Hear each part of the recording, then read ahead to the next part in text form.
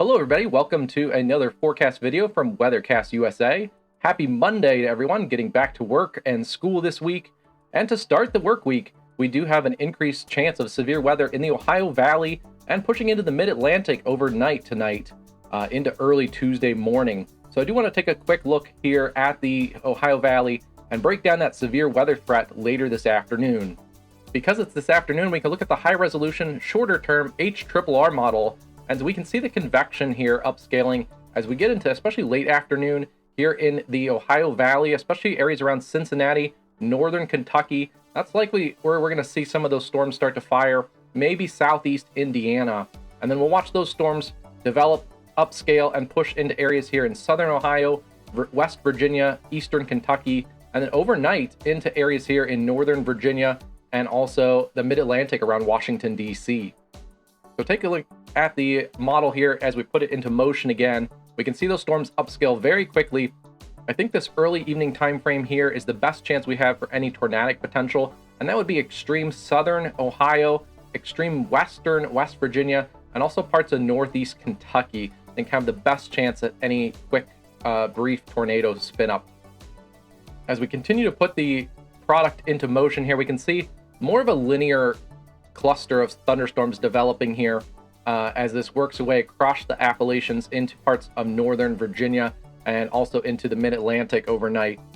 That should wind down very quickly as we get after dark, that tornado threat, and but it will continue to be a damaging wind threat overnight, especially early overnight from that 10 to midnight hour. And basically by late overnight and into the early morning, we're just left with some showers, maybe a rumble of thunder as those push off the shore of New Jersey and the Delmarva.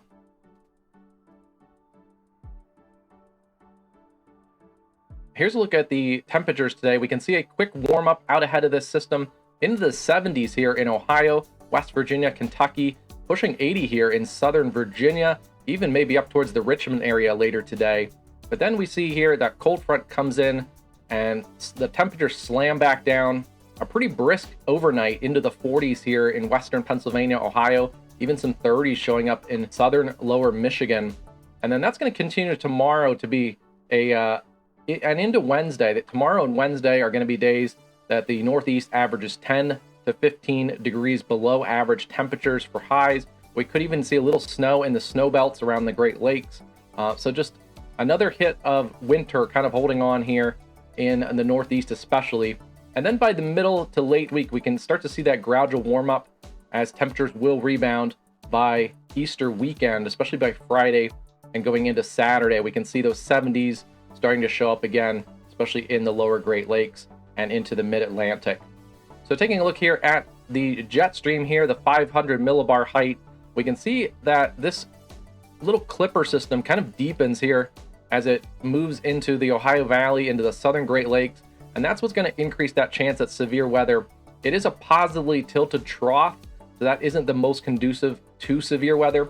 But situations like this where we have some instability and some warm air out in front, and then this cool air aloft diving through the Great Lakes, that does lead to chances of some scattered thunderstorms, with the primary threats being larger hail and damaging winds. I can't rule out a quick spin-up tornado, especially again, like we mentioned, in very southern Ohio, extreme western West Virginia, and northeast Kentucky. That would be the best spot, I think, for a tornadic potential later this afternoon. And then taking a look at the dew points, we see the dew points increase here out ahead of the next trough. You can see there's some 60s dew points showing here on this model. This is the HRRR model. So again, a high resolution, short-term model. We see that nose of instability reaching into that area that I mentioned earlier that has the best tornadic potential later this evening in eastern northeast Kentucky, very extreme southern Ohio, and extreme western West Virginia. But this overall 50s to 60 dew point will be conducive for a broader area of severe weather from even western Pennsylvania all the way down through central Kentucky. And then you'll see that pushes ahead of the storm system into the mid-Atlantic overnight. So keeping those chances of some severe weather even overnight into western Virginia and into the mid-Atlantic. Taking a look here at our Supercell Composite, this takes a bunch of different variables and puts it into a kind of an easier to read package. We again see that supercell parameter kind of picks up or spikes in this area here on this model here, the HRRR, in eastern Kentucky. And you can see very quickly after dark, there's almost zero supercell parameter in the area where we're going to have the precip.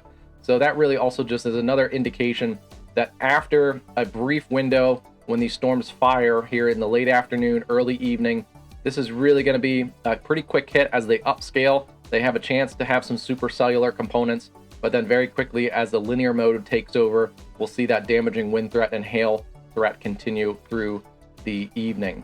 I do want to bring up that later this week, we're looking for a general pattern shift again. We talked about this in our last forecast video, that right now we have a general trough in the east and ridging in the west.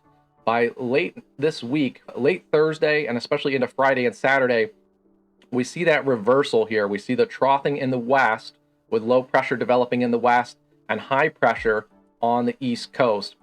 It does look like that general pattern will hold over the weekend. So I know it's the Easter holiday weekend. There's going to be an increase in severe weather chances in the plains and even into the western Great Lakes on Friday, maybe into Saturday. But this pattern looks like it's going to hold for a little while into next week. So it looks like we are going to have a return to an active severe weather pattern as we go into that third week in April. The last forecast video is a little bit far out to see the details. We're starting to see a little bit more details, but we'll have a video on this later this week as we get closer to the weekend. Definitely stay tuned, like and subscribe for more forecast videos and severe weather live streaming for those large severe weather days.